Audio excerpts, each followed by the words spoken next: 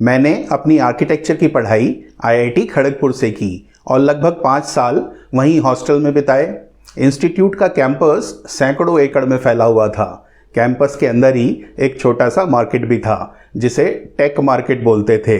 Take यानी technology का उस मार्केट से कोई लेना देना नहीं था, बस नाम ऐसे ही था। रोज़मर्रा की ज़रूरतों का लगभग सभी कुछ सामान वहाँ मिल जाता था और शाम को क्लासेस ख़त्म होने के बाद हम सब लोग for all sort of reasons वहाँ टहलते हुए मिल जाते थे। खड़गपुर वेस्ट बंगाल में है और बंगाल रसगुल्लों के लिए हमेशा से फेमस भी है। टेक मार्केट में भी एक स्वीट शॉप थी जहाँ तरह तरह की बंगाली मिठाई और रसगुल्ले मिलते थे। एकदम सॉफ्ट, टेस्टी और प्राइस वाइज भी बहुत ही रीज़नेबल होते थे। वहाँ मिठाई को मिष्टी बोलते थे। अक्सर शाम को हम 4-5 फ्रेंड्स वहाँ मिष्टी खाने जाते थे। कोई एक खाता था, कोई 2 या कोई तो इतनी खा जाता था कि रात के खाने की छुट्टी ही हो जाती थी। जिसकी जितनी कैपेसिटी होती थी खाकर खुशी से झूमते हुए अपने हॉस्टल लौट आते थे। आर्किटेक्चर एजुकेशन में सेकेंड ईयर में एक सब्जेक्ट था, history of architecture. First semester में उसमें इंडियन आर्किटेक्चर हिस्ट्री पढ़ाई गई।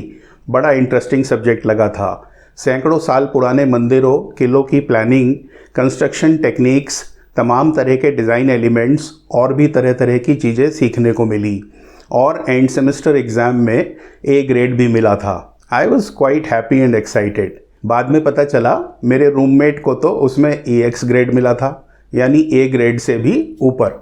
नेक्स्ट सेमेस्टर में हिस्ट्री ऑफ आर्किटेक्चर पढ़ना उतना अच्छा नहीं लगा।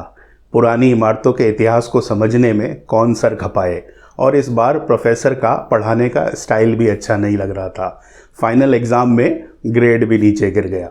जब अपनी प्रैक्टिस थोड़ी जमने लगी, घर वालों को जैसे तैसे कन्विंस करा कि साइट पर छोटी गाड़ी में जाने में सही इम्प्रेशन नहीं पड़ता, अब हमें एक बड़ी गाड़ी की ज़रूरत है और अपने बजट अनुसार उसका मॉडल और फीचर भी चूज़ कर लिया। 2-4 दिन बाद ही कोई पार्टी थी जहां मैं अपनी नई गाड़ी लेकर खुशी खुशी पहुंचा। सरप्राइजिंगली वहां मेरा एक फ्रेंड उससे भी महंगी गाड़ी लेकर पहुंच गया, वो 4 छल्लों वाली। सारा उत्साह ठंडा हो गया। वापसी में अपनी गाड़ी की सीट पहले जितनी कंफर्टेबल नहीं लग रही थी। ड्राइवर से बार बार ये भी पूछ रहा था कि देखना ये AC ठंडा क्यों नहीं कर रहा। इतने साल बीत गए, अब भी कुछ खास बदला नहीं है। मेरी खुद की इंडस्ट्री में घर बनवाते वक्त या इंटीरियर कंस्ट्रक्शन करवाते वक्त लोगों में एक अच्छी खासी होड़ होती है। बात सिर्फ ज़रूरतों की नहीं होती, बल्कि एक दूसरे से आगे निकलने की प्रतिस्पर्धा भी होती है। अब इतना समझ आता है कि हमारे कितने सालों से संजोए शौक और इमोशंस होते हैं। अपने पीयर ग्रुप और फाइनेंशियल कैपेसिटी के अनुसार अपने घर या बिजनेस का एक रीजनेबल सोशल स्टेटस रिफ्लेक्ट होना भी ज़रूरी है। पर कितना ही सारा टाइम, एनर्जी और पैसा हम लोग सिर्फ इसलिए खर्च करते हैं कि हमारे फ्रेंड्स, रिलेटिव या पड़ोसी के यहाँ ऐसा हुआ है, भले ही वो काम हमारी ज़रूरतों, लाइफस्टाइल या वर्क कल्चर से मैच ही ना खाता हो या फिर उसे मेंटेन करने का हमारा माइंडसेट ही ना हो। और भी ना जाने कितनी चीज़ें हैं। हम कोई एजुकेशन प्रोग्राम सिर्फ इसलिए परस्यू करते हैं कि लोगों की नज़रों में वो अच्छा है। अपने करियर और बिजनेस में बहुत सारी ऐसी चीज़ों के लिए कॉम्पीट कर रहे हैं जो हमारे आजू बाजू दूसरे लोग कर रहे हैं और मोस्ट ऑफ द टाइम तो अपनी छोटी बड़ी अचीवमेंट्स को सिर्फ इसलिए रिलेट नहीं कर पाते कि किसी दूसरे ने हमसे बेहतर क्यों किया। कितना अच्छा होता अगर हमारी एजुकेशन, करियर और लाइफस्टाइल चॉइसेस भी रसगुल्ले खाने जितनी सिंपल और एन्जॉयबल होती, जिसको जो अच्छा लगे या जिसकी जितनी कैपेसिटी हो उतना खाए, ना कोई होड़, ना कोई प्रतिस्पर्धा। हो सकता है ये थॉट हर सिचुएशन में एप्लीकेबल ना हो, क्योंकि अगर पीयर प्रेशर या कंपटीशन नहीं होगा तो हम लोग इवॉल्व कैसे करेंगे।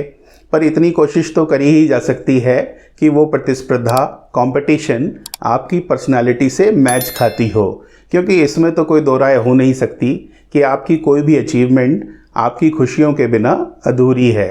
आज के लिए बस इतना ही। पीयर प्रेशर से जुड़े अपने अनुभव या थॉट्स वीडियो के कमेंट बॉक्स में लिखकर ज़रूर बताइएगा। शुभकामनाएं।